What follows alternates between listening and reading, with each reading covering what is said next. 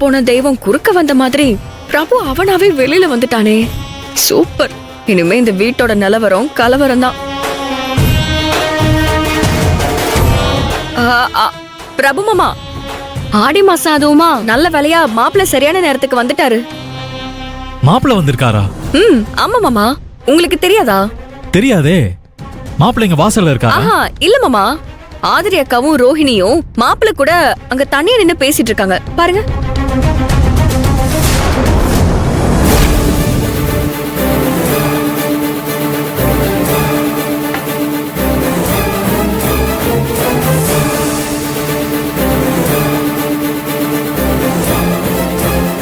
யார் என்ன சொன்னாலும் இதுக்கப்புறம் நான் இவ கூட வாழ தயாரா இல்ல. என்ன மாப்பிள்ள ஏதோ கோவமா பேசிட்டு இருக்கிற மாதிரி தெரியுது. அப்படி சொல்லாதீங்க மாப்பிள்ள. பெத்தவங்க பெரியவங்க அச்சத போட்டு அந்த தெய்வத்தோட ஆசீர்வாதத்தோட உங்களுக்கும் ரோஹிணிக்கும் கல்யாணம் ஆயிருக்கு. அது அவ்வளவு ஈஸியா இல்லன்னு ஆக்கிடாதீங்க. இல்ல நாக்கிறது நான் இல்ல, இவதான். இவ கௌதம காதலிச்சது தப்பு இல்ல. ஆனா எனக்கு தெரியாம அவனை ரூம்குள்ள விட்டு அவன் கூட கூத்தும் கும்மலமும் அடிச்சிருக்கா பாருங்க. அது பெரிய நம்பிக்கை துரோகம். அதுக்கு தண்டனை நாங்க 2 பேரும் பிரியறதுதான். என்ன பிரச்சனைன்னு தெரியலையே. மாப்பிள்ள ஏன் இவ்வளவு கோவமா இருக்காரு? நீங்க சரியா புரிஞ்சுக்காம பேசுறீங்க மாப்பிள்ள. மாப்பிள்ள அவர் வந்துட்டு இருக்காரு. இந்த விஷயத்தை பத்தி நாம எதுவும் பேச வேணாம். இந்த பிரச்சனையில அவருக்கு எதுவும் தெரிய வேணாம். தயவு செஞ்சு கொஞ்சம் கேஷுவலா நார்மலா பேசுங்க. மாப்பிள்ள மாப்பிள்ள வாங்க மாப்பிள்ள. என்ன விஷயம்? ஏன் கோவமா இருக்கீங்க? ஏதாவது பிரச்சனையா?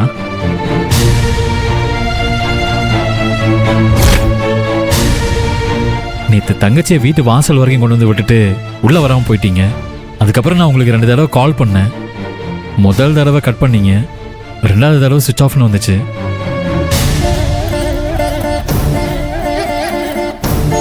ஏன் மாப்பிள்ள, உங்களுக்கு என் மேல எதுவும் கோவமா?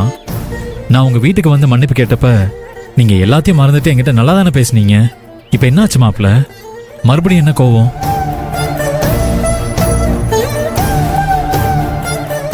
ஏங்க, மாப்பிளைக்கு எதுவும் கோவம் எல்லாம் இல்லங்க. சும்மா போய் சொல்லாத ஆதரு. நான் வரப்ப மாப்பிள்ள உங்க 2 பேர்கிட்டயும் கோவமா ஏதோ சொல்லிட்டு இருந்தாரு. நான் தான் பார்த்தேனே.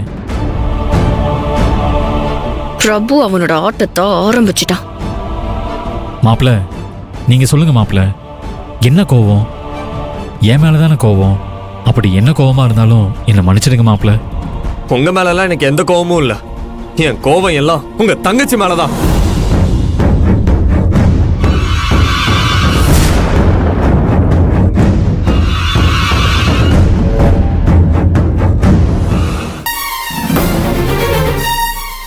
என் தங்கச்சி மேல கோவமா?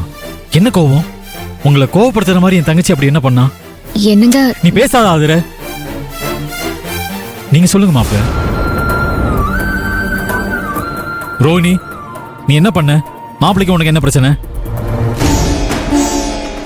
மாப்பிள்ள தயவு செஞ்சு இப்ப சொல்ல போறீங்களா இல்லையா? உங்க தங்கச்சி என்ன பண்ண தெரியுமா? சொல்லுங்க மாப்பிள்ள, நல்லா சொல்லுங்க. அப்பதான் ரோஹிணி மறுபடியும் இப்படி எல்லாம் பண்ண மாட்டா. ரோஹிணி என்னதான் பண்ணா? நான் என்னங்க சொல்றது? ரோஹிணி பண்ணது நினைச்சாலே எனக்கு கோவமா வருது. எனக்கே இவ்வளவு கோவம் வரும்போது மாப்பிளைக்கு கோவம் வராம இருக்குமா என்ன? என்ன இந்த ஆதர திடீர்னு குமரகுருவுக்கு சேம் சைடு கோல் போடுறா?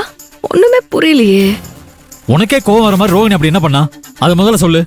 அதை எப்படி உங்ககிட்ட சொல்றதுனே தெரியலங்க. என்ன ஆதர, எப்படி சொல்றதுன்னு தெரியலன்னா என்ன அர்த்தம்? எனக்கு ஒன்னும் புரியல. என்னங்க நீங்க பிடிவாதம் பிடிச்சிட்டு இருக்கீங்க? சரி வாங்க. எங்க வாங்கன்னு சொல்றேன்ல. மாப்பிள்ள நீங்க ஒரே நிமிஷம் எங்கே நில்லுங்க. நானும் இவரும் பேசிட்டு வந்துடுறோம். வாங்க. மாப்பிள்ள நீங்க பாட்டு அவசரப்பட்டு போயிடாதீங்க, வந்துடுறோம் சரிங்களா? வா.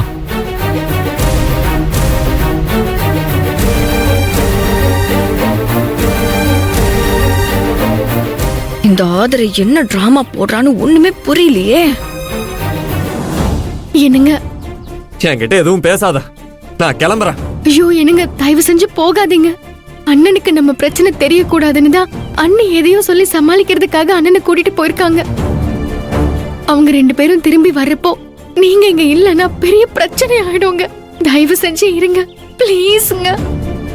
இந்த பிரச்சனையை நீங்க இன்னும் எவ்வளவு நேரத்துக்கு மூடி மறைக்கிறீங்கன்னு நானும் பாக்குறேன்.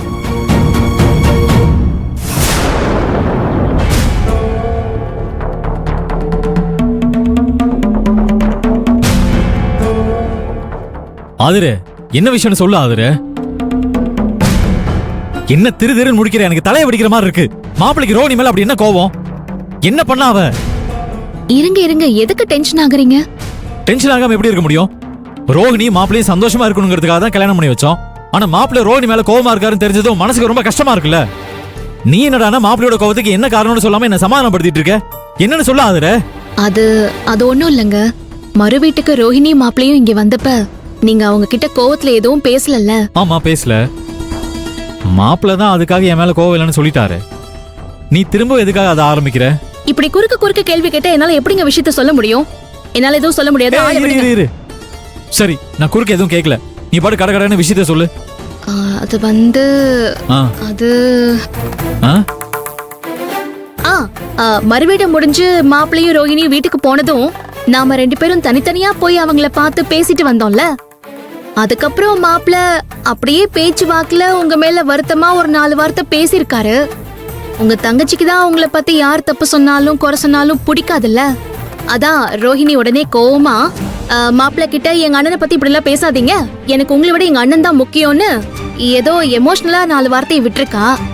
எந்த புருஷனுக்கும் பொண்டாட்டி இப்படி சொன்னா கோவம் வரதானுங்க செய்யும். அதான் மாப்பிள்ள கோச்சுக்கிட்டாரு. இந்த விஷயத்துக்காக மாப்பிள்ளை ரோஹிணி மேல இவ்வளவு கோவமா இருக்காரு? ஆமாங்க. இல்லையே, மாப்பிள்ளை கொதிச்சு கொந்தளிச்சு போய் நிக்கிறத பார்த்தா அவர் இதுக்காக கோவப்படுற மாதிரி தெரியலையே. ஏங்க என்னங்க நீங்க? நான் சொல்றத நம்பாம என்ன சந்தேகப்படுற மாதிரியே கேக்குறீங்க. உங்களுக்கு ஞாபகம் இருக்கா, நம்ம கல்யாணமான சமயத்துல நீங்க என் அப்பாவை பத்தி ஏடகுடமா சில வார்த்தை பேசினப்ப எனக்கு உங்களை விட என் அப்பா தான் முக்கியம் நான் அப்ப சொன்னேன். நீங்க என் மேல கோச்சுக்கிட்டீங்களா இல்லையா?